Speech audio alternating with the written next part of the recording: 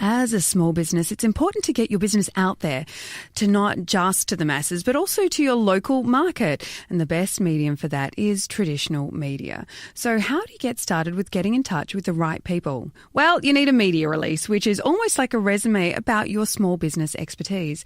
But what if writing is not your thing, or you're just not sure what makes an awesome kicker of a media release? I have Nicole Ashby from High Profit Media here in the studio with me to share her tips on writing a great media release. Hello, Jane. Hi. Okay, I'm pretty excited now. What is the life cycle of a media release? That is a great question. Media releases are great tools because we can actually use them year in, year out. So we have a Valentine's Day coming up. So you might have a media release. You could be a florist. You might be a chocolate maker. You might be in the gift-giving industry. So you can use that media release for next year and the year after just by tweaking a few things. So the life cycle can be ongoing. Okay, so you create a media release, and the media release talks about you. What else does it talk about? What are the major sections of a media release? So the most important section is the headline. So it has to have a really strong hook. So if we're sending a media release to the West Australian, for example, or a show like The Project, they'll be getting hundreds of emails from other people just like us that are also pitching to the media. So our headline is what we use in the email as the email subject line, and that has to have a killer hook. So it has to be really intriguing. It's got to capture their attention. It has to be engaging. So they open that media release, or the headline catches their attention. They go, right, I need to read more about this. This is really interesting. And I've heard once that the producer for Sunrise was saying that he had one that he really remembers, and it was called Vein Glue. So that was the headline in the subject line in the inbox for his email, vein glue, and he thought, what the hell is vein glue? So he had to open the email, right? So it's intriguing, and it was about a new varicose vein treatment, which then got interviewed on the show. Yeah, so the headline is really, really important. And then we've got a few other aspects. We've got to have the who, the what, the why, the where, and the when, if we were doing an event, for example. So who are you? What do you have to say? Why are you sending the media release? Why are you commenting? So an example is a client I'm working with at the moment. There's a childcare strike coming up on the 27th of March because the government missed the deadline to on the 1st of February about equal pay for workers in the childcare industry because they're on about half the average pay, $21 an hour. So the union's saying, right, we're going to do a nationwide strike. So I'm working with a client at the moment who's saying, well, we've got to get this out there. We need to let people know. We've got to have a West Australian voice as why this isn't good enough, what changes have to happen. So that's exactly where you use a media release to add comments to something that's trending. Okay, got that. So headlines, let's start at the top. Headline, what works best in a headline? Is it humour? Is it intrigue? Is it drama? What works best in a headline? Yeah, all of those things are great, Jane. Whatever you can do to capture the attention. Humour is great. Fear is obviously, if you're thinking about shark attacks, that grabs people's attention. So fear does sell, but obviously a lot of the time, particularly as business owners, we don't always want to use that angle. So it could be adding comment to something further, so jump in with your opinion.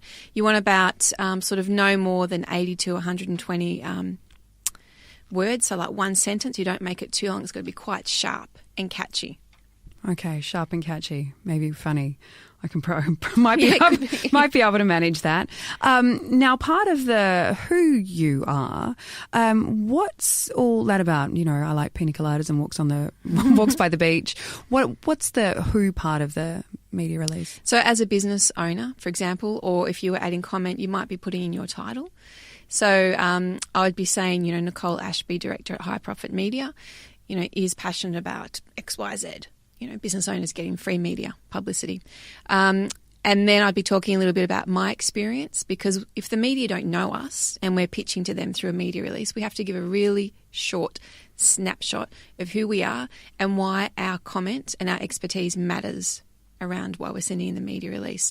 We don't waffle, a big no-no. We don't waffle in media releases.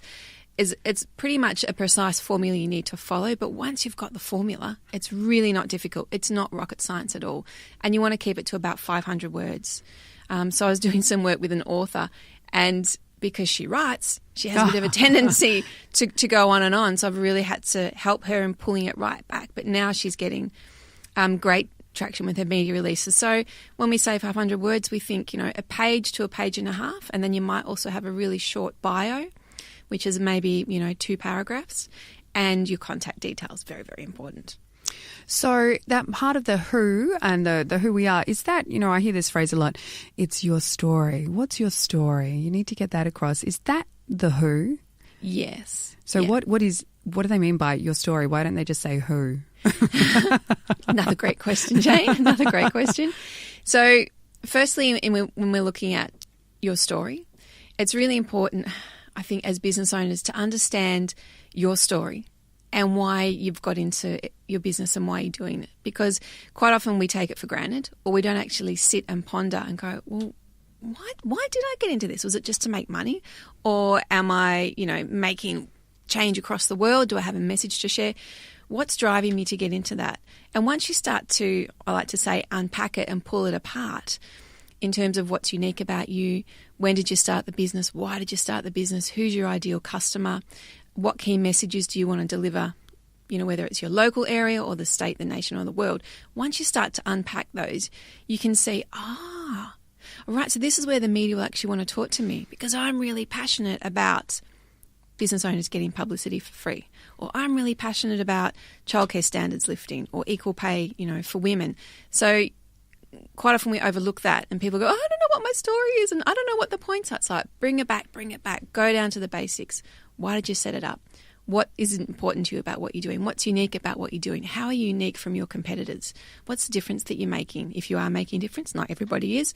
And then that'll start to give you that story and that strength and then something to identify with to go, right, yes, this is what sets me apart and this is why the media will want to talk to me. Rightio. So when we find our story, when we unpack that and kind of literally make bullet points out of our story, blah, blah, blah, that's when we can find the angle that we can use for the media release. There'll be something in there that go, that's it. Yeah, absolutely. Rightio. Okay, that's just kind of clarifying it for all of us, really. Now, a media release. Can you write one media release that is good for everyone? Doesn't matter who they are or what, if they're in TV or radio or newspaper. Will one press release service everyone, or do you need to zhuzh it for each You might place? need to zhuzh it slightly. So one thing the media hate is being sent a generic media release. So you need to personalise who you send it to. So you need to know who you're sending it to. So that's really important. Unless you're sending it to Tim Gossage, he says, I don't care who you are, what you call me. If you call me Frank, I'll still have a look at it if it's a good story. But generally they say, you need to know who you're sending it to. And then quite often if you're sending it to, say, the community newspaper group, you might not send the exact same media release, or you might just change it up. So what I would say is if you're sending to the local community newspaper group, say, in Fremantle, so you're sending to the Fremantle Herald and you were using the headline of being a mum who's doing something different. So Fremantle mum does da-da-da-da-da. Then you send it to the West Australian, Perth mum does da-da-da-da. And then you send it to, say, the Australian. Then you might say, Aussie mum, da-da-da. So you tweak the headline and you might need to tweak 1 or 2 words in the media release. But in essence, you can use the bones of that media release, just tweak a couple of things and send it out to wherever you want. Awesome. So it's not a matter of writing a generic thing and then carpet bombing everything that you can find. Tweak each one. Dear business owner, none of that. Yeah. No. Yeah. And also think about who your ideal customer is or who are the people that I want to reach and what medium are they engaged with. So are they reading the local newspapers or are they reading the West Australian or the Sunday Times? What current affairs show are they watching?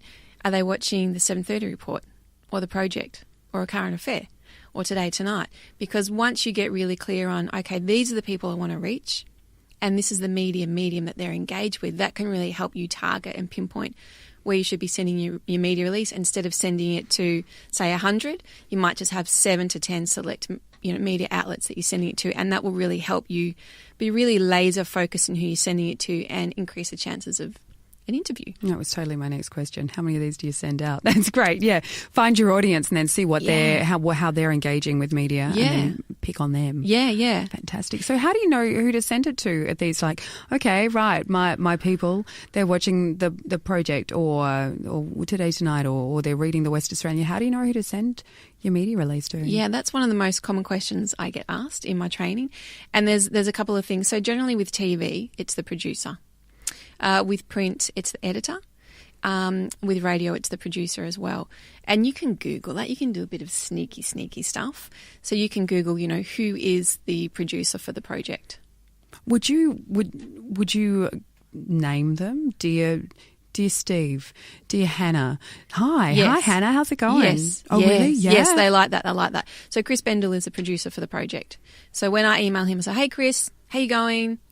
Hope your week's going well. Thought you might be interested in this media release. And then you copy and paste your media release, a Word doc, into the email. Okay, so it's not an attachment? Don't send it as an attachment. Oh, because media are really busy people, particularly anyone in the daily media, and they're under so much pressure.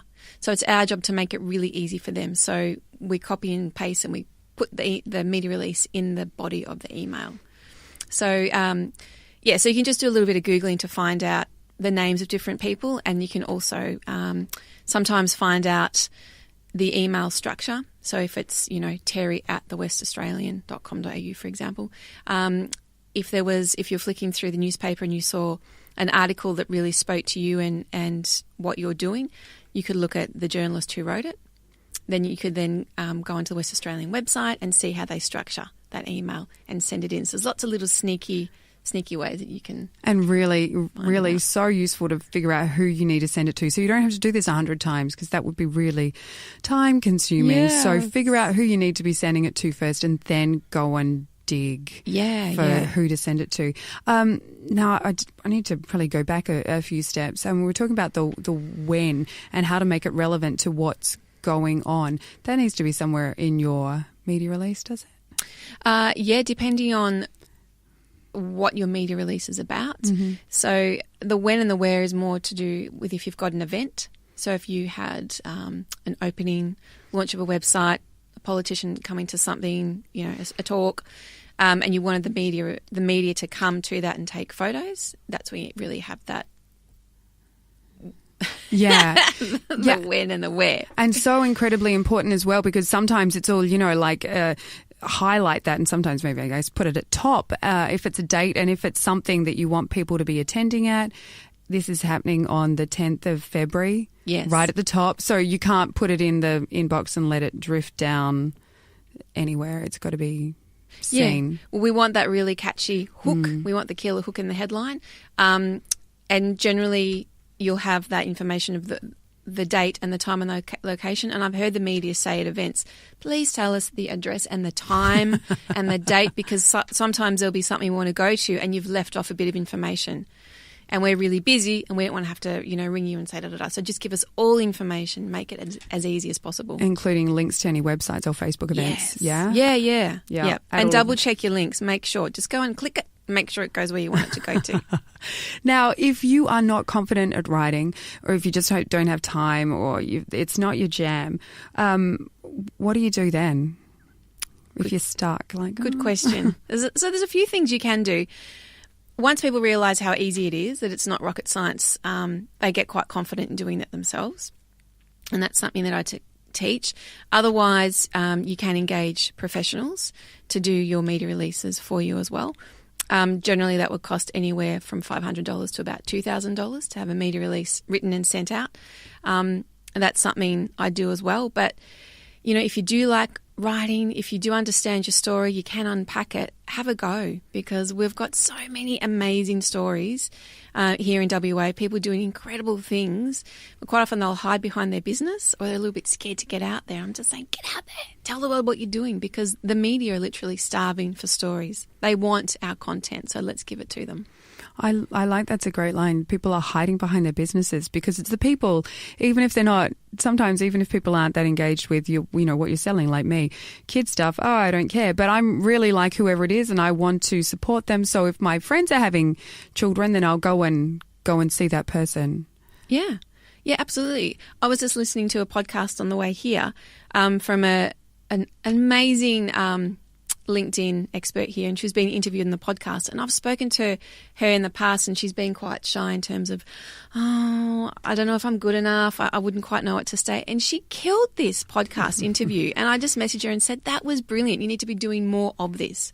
And she's written a book now as well. And that's another reason why the media love to talk to people. If you've written a book, it's almost a shoo-in for an interview. So, have the confidence, back yourself and get out there and start small.